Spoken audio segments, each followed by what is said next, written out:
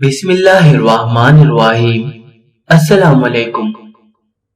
رمضان المبارک کے ان تینوں عشروں کے اندر اللہ تعالیٰ کی ذات سے رحمت بھی حاصل کر رہے ہیں، اپنی تمام دعاؤں کو قبول فرما رہے ہیں، بخشش بھی کروا رہے ہیں۔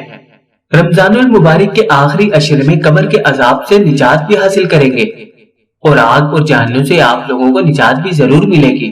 رمضان المبارک کے جمعے کے اندر ایک ایسا وظیفہ کرنے کے حوالے سے کچھ معلومات فراہم کریں گے جس سے پورے رمضان کے اندر آپ پر خدائے بزرگ و برتر اپنی رحمت فرمائیں گے اور آپ پر دروازے رزق کے ایسے کھلیں گے کہ آپ کی ہر حاجت پوری ہو جائے گی۔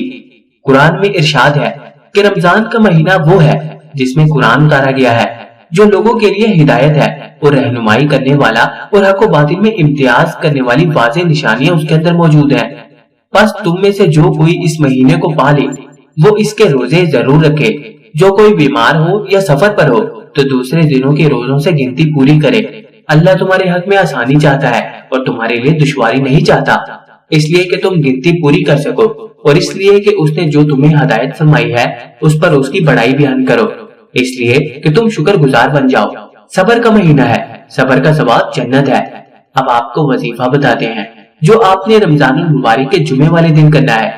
سب سے پہلے تو کسی ایسی جگہ تشریف فرما ہو جہاں کسی قسم کی گندگی موجود نہ ہو، جہاں پر صفائی ستھرائی موجود ہو اور آپ اللہ تعالیٰ کی ذات کا وہاں پر ذکر کر سکے اور کوئی گندگی ارد گرد موجود نہیں ہونی چاہیے۔ پھر آپ نے 11 مرتبہ درود ابراہیمی پڑھنا ہے۔ اس کے بعد 11 مرتبہ سورۃ العنکبوت، قرآن پاک کی 29ویں سورت ہے، اس کی آیت نمبر 62 وہ آپ نے تلاوت کرنی ہے۔ اس کو 11 مرتبہ تلاوت کرنا ہے اور پھر سچے دل سے جو بھی آپ کی حاجت ہے اسے اپنے ذہن میں رکھتے ہوئے اپنے قبلے رو ہو کر اللہ کی ذات سے معافی بھی مانگنی ہے اور اس کے بارے میں دعا کرنی ہے جو آپ چاہتے ہیں کہ آپ کو عطا ہو۔ اللہ تعالیٰ کی ذات رحیم و کریم ہے۔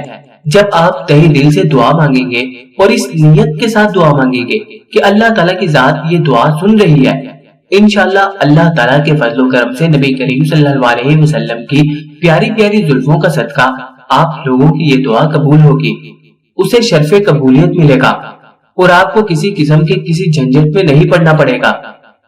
اللہ ہم سب کا حامی و ناصر ہو، آمین۔